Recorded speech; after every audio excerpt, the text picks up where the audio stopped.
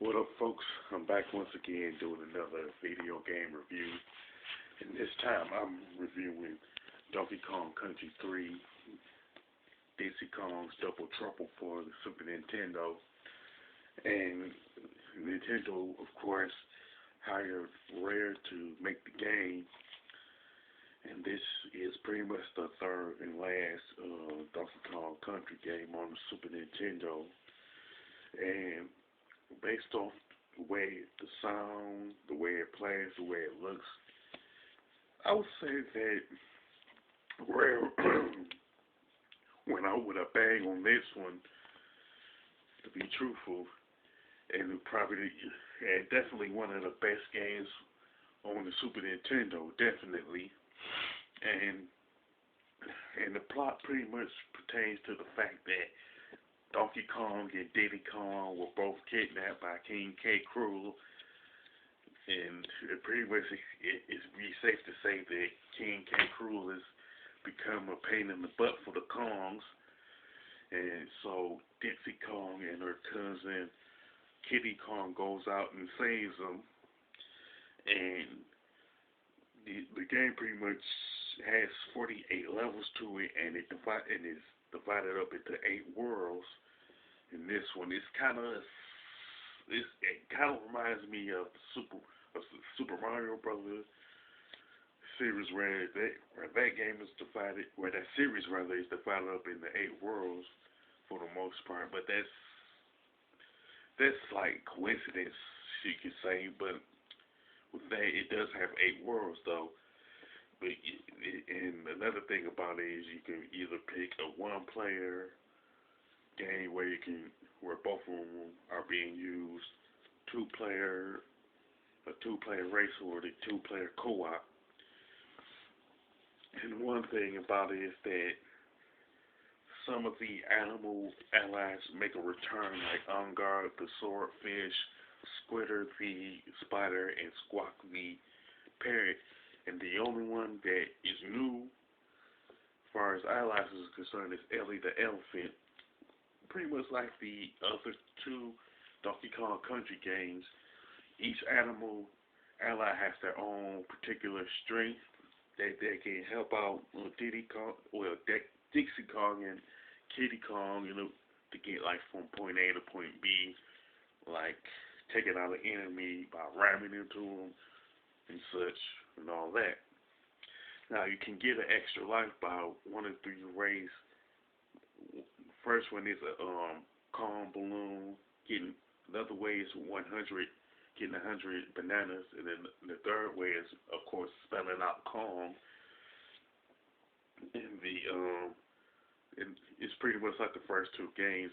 Another thing is that the game overall consists of platforming, swimming, and them being in the roller coaster cart. And I like the way and I do like the way they pretty much separated in one of those 3 categories. And the one part I do really like is the roller coaster cart. It's really fun in my opinion, And not only that, some of the enemies that were in the first 2 Donkey Kong Country games make a return along with some new ones, of course. And one thing I do like is that you can pick up a barrel and pretty much throw it at an enemy. That's something that I particularly like about the Donkey Kong Country games for the Super Nintendo, not just Donkey Kong Country 2 or this one I'm reviewing right now. But it's always been a fun thing to do, just pick up a barrel, just chucking at different enemies. And to me, it seemed like Rare is pretty much paying homage to the original Donkey Kong game by incorporating that into the Donkey Kong Country trilogy, in my opinion. And pretty much like the first 2 Donkey Kong Country games, is that you can switch between Dixie Kong and Kitty Kong if you're playing it on the one-player mode. Now the graphics and gameplay are excellent. They're very good, and they're just as good as the first two Donkey Kong games. To be truthful. Now, as far as the gameplay is concerned, there's nothing specifically. There's no big time additions. But the controls are still good, still excellent. Something that I expect from a Donkey Kong Country game. And the soundtrack for Donkey Kong Country 3, I would say is definitely good. I would say it's probably the best aspect of Donkey Kong Country 3, but some people might say, well, the controls is the best. It's the best aspect of it, or the graphics. But it's still good. But I have no big time complaints with the soundtrack, gameplay, and graphics. Now, I would say Donkey Kong Country 3, pretty much like the first two games. The difficulty is not too hard and it's not too easy. It's definitely in the middle, making you wanna go back and play. You wanna go back and play it. So I pretty much like that aspect of it. To me, I can equate it to like Legend of Zelda or Super Mario World, where the difficulty ain't too easy, but not insanely hard either. So that's the one thing that I definitely liked about Donkey Kong Country 3.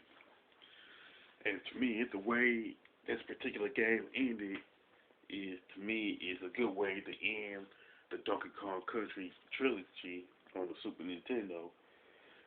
And to me, not only is Donkey Kong Country 3 is a nice addition to the first two Donkey Kong Country games, but it's pretty much one of the best trilogy of games, Donkey Kong Country trilogy. Definitely one of the best trilogies that I've ever played. You can include it with the first three Halo games. You can include it with Metroid Prime, the three Metroid Prime games. Like I said, definitely top 10. Definitely, I wouldn't say top 10 best trilogy, but it's pretty much one of the best trilogy I've ever played in the Donkey Kong Country trilogy for the Super Nintendo. But in my opinion, I hope Nintendo pretty much makes a Donkey Kong Country trilogy game on the Nintendo Switch. I don't know if they're planning to do it, but I hope they do it. You know what I'm saying? That being said, I would definitely give the score for Donkey Kong Country 3 Dixie Kong's Double Trouble a 10. One of them, pretty much mainly because of the fact that I have no major flaws with the game, pretty much. You know what I'm saying? Anytime I don't have any major flaws with the game, like Donkey Kong Country 3, I typically give it a 9 or a 10. Now, with that being said, if you like Donkey Kong Country 3, or if you like the Donkey Kong Country trilogy as a whole for Super Nintendo, you can mention it in the comment section. Don't forget to click the thumbs up button if you like this review. And don't forget to subscribe. This is your boy, Big Metroid Fan 12, signing off.